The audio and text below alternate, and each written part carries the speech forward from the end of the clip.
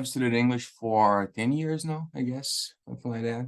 And I realized that I had some like difficulties with specific sounds. And I realized that when I started looking at English, like, try to understand the speech more accurately, trying to understand the pronunciation more accurately. And of course, I was able to notice that my pronunciation wasn't that good. Of course, I can communicate in English, but there are some details that I have to work on.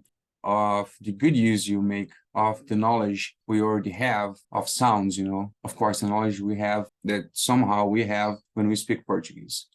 I think this is really appropriate, because it doesn't make much sense to start teaching people how to produce a sound they already know how to produce. And you have found a very nice way to put this knowledge that we already have into use, and like speed up the pace in which we improve our pronunciation. This was one of the reasons why I decided to do the course.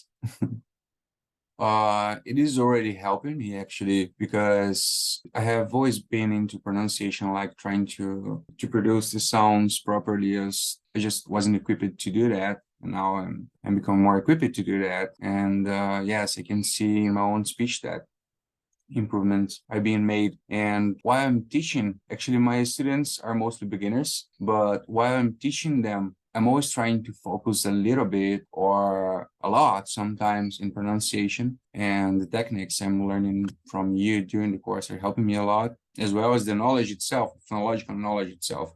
And yes, I guess it's really, really important if you are just starting out learning English. If you're a beginner, it doesn't matter. You better pay attention to your pronunciation, because you can trust me, it's going to be harder in the future if you're already speaking English to correct the mistakes you make.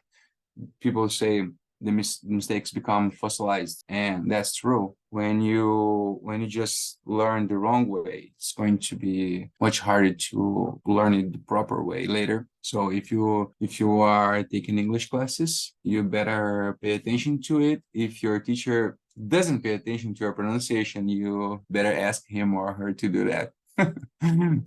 I used to have problems with some pair of sounds, for instance, like V1 and V2, V1, V2, the sound I and E, like in words like fit and fit.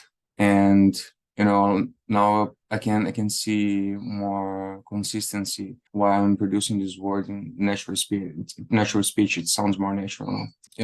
Working on the TH sound, it has been great as well, because before I started the course, I would have problems pronouncing this particular sound, especially when we have an S before that, like in the word sixth.